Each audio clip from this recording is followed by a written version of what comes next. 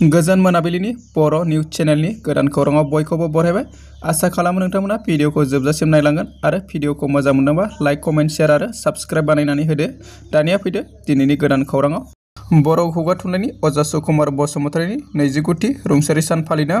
बाक्सा जिल्ला बर' थुनलाइ आफादनि सिङाव थानाय गुदि थुनलाइ आफादफोरा दिनै बर' खुगा थुनलाइनि अजा सुकुमार बसुमतारी 29थि रुंसारि सानखौ फालियो। बेबादिनो बरमागुदि बर' थुनलाइ आफादाबो दिनै बाथासारियाव थानाय 517 नं बाथासारा गुदि फरायसालिनि लांगोनायाव बर' खुगा थुनलाइनि अजा सुकुमार बसुमतारीनि रुंसारि सानखौ फालिनाय जायो। बे हाबाफारियाव फोरोंगिरि फरायसाफोरा बर' खुगा थुनलाइनि अजानि सावगारि बिबारजों मान बावो होननानै खौरां मोननाय जादों।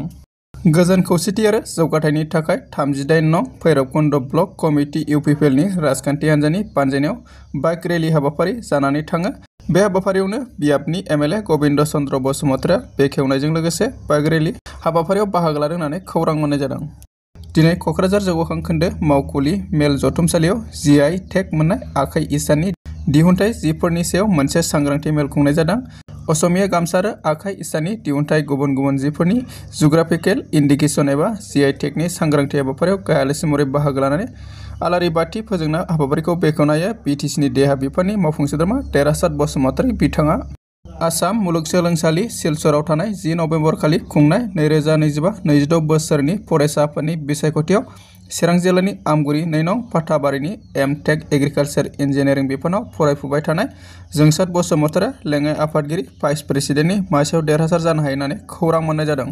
हादोरसा पन्चायत आरो गामियारि जौगाखां बिफाननि थिकादार मावफारियाफोरनि हरताल हाबाफारि रौता जौगाखां खोन्दोनि थिकादार मावग्राफोराबो गोबां दाबिफोरखौ लानानै गोजोनै धरना होनाय नुनो मोन्दों। कन्ट्राक्चुएल मावथिफोरा सानफ्रोमबो हेंथा खालामगासिनो दं, जायनि जाहोनाव रौता ओनसोलाव गासै जौगाखांनाया बे समाव थाबथानानै दं। गुबै बिथांमोना मोन 8 गुबै दाबिफोरखौ लानानै धरना होगासिनो दं। थिकादार खामानि मावग्राफोरा HR पलिसिफोरखौ मावफुंनायनि गेजेरजों गावसोरनि मोनथायखौ थि खालामनो, 60 बोसोर बैसोसिम साख्रिखौ थि खालामनो, गासै साख्रिआवलाफोरनो समान बेथननि पलिसिखौ मावफुंनाय, बोसोराव 10% बेथनखौ बांहोनाय बायदि बायदि दाबि खालामदों बिथांमोना। गिबि मन्थ्रि डक्टर हिमन्त बिश्व शर्मा गिबि मन्थ्रिनि आइजो थुलुंगागिरि अभियाननि सिङाव सा 32,860 आइजोफोरनो दिनै सिला फोथाराव चेक रानदों होनना मिथिना मोन्दों। मख'नो गोनांदि आबाद जिब जुनार फिसिनाय, आखाइ दानाय आरो आखाइ दानाय लुनायनि सायाव नोजोर होनानै गुबुन गुबुन आइजो फालांगिरिफोरखौ जौगाहोनायनि गेजेरजों जिउ खुंनायनि खाबुखौ बांहोनो थाखाय नोजोर होनानै दिनै धेमाजि जिल्लानि शिबसागराव बियाबनि सा 32,860 आइजोफोरनो 10,000 रांनि चेक राननानै होयो होनना मिथिना मोन्दों।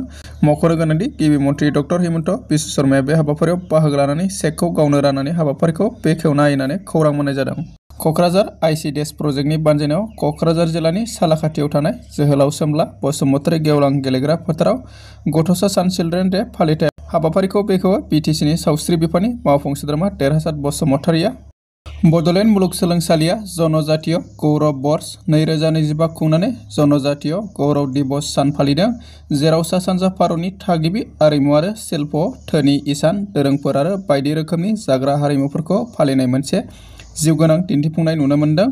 बे हाबाफारिखौ आसामनि 6थि फारिलाइयाव गोग्लैसोनानै थानाय आइजोफोरखौ गोख्रों खालामनाय मावथांखिनि सिङाव खुंनाय जादोंमोन, जायखौ सा सानजा गौतम NEC डनार बिफानआ भारत सरकारनि tribal cooperative marketing development federation limited, tribal affairs मिनिस्ट्रिनि हेफाजाबजों होदों। बे हाबाफारियाव BTCनि सोलोंथाइ मावफुं सोद्रोमा रबिराम नार्जारी बिथाङा गाहाय आलासि महरै बाहागो लायो आरो दिन्थिफुंनायखौ बेखेवो। बे दिन्थिफुंनायाव सा सानजा भारतनि गुबुन गुबुन बाहागोजों लोगोसे नसुंसे भुटाननि गुबुन गुबुन बाहागोनिफ्राय फैनाय ट्राइबेल आरिमुफोराबो गोसो गुदुं बाहागो लादोंमोन होननानै खौरां मोननाय जादों। चिरां जिल्लानि रौमारियाव मोसौ खावनाय जाथायजों लोब्बा थानाय दायाव हिन्दुत्व दैदेनगिरि देबजित आर्या, जायखौ देबजित हिन्दु होननाबो मिथिनाय जायो, लोगोसे 4 सुबुंखौ हमनो हायो। पुलिसआ आयेन बेरेखायै रोगानायाव बाहायजानाय गंसे बोलेर' पिकआप भेन AS 15 BC 0386 आरो गंसे बोलेर' SUV AS 26A 7617 गंनै गारिजों लोगोसे 7 खावनाय मोसौफोरखौ जब्द खालामना मिथिना मोन्दों। पुलिस सुलुंनिफ्राय मिथिनो मोननाय बायदिब्ला देबजित आर्या गोबाव समनिफ्रायनो मोसौ खावनाय आरो सिखाव फालांगि खालामबोगासिनो दंमोन। बियो 3 लोगोफोर शरीफुल इस्लाम, मिन्टु आली आरो बसबारिनि मनिमुल इस्लामजों लोगोसे गुबुन गुबुन गामियारि ओनसोलनिफ्राय मोसौफोरखौ खावनानै गुबुन गुबुन जायगायाव फानहरोमोन। बृहस्पतिबारनि मोनायाव खावनाय मोसौफोरखौ लांनो नाजानाय समावनो बे गारिया रौमारियाव जाब्रबथाय जायो होननानै खौरां मोननाय जादों। जायगानि सुबुंफोरा बिसोरखौ हमनो हायो आरो उनाव काजलगांव पुलिस थानानि सिङाव थानाय रौमारि पुलिस आउटपस्टनि पुलिसआ जाथाय जायगायाव सहैयो आरो जाफुंसार जायो होननानै खौरां मोननाय जादों। दासिमनि खौराङा एसेनोसै। अन्नानै खौरांखौ मोजां मोनोबा लाइक, कमेन्ट, शेयार आरो साबस्क्राइब बानायदो।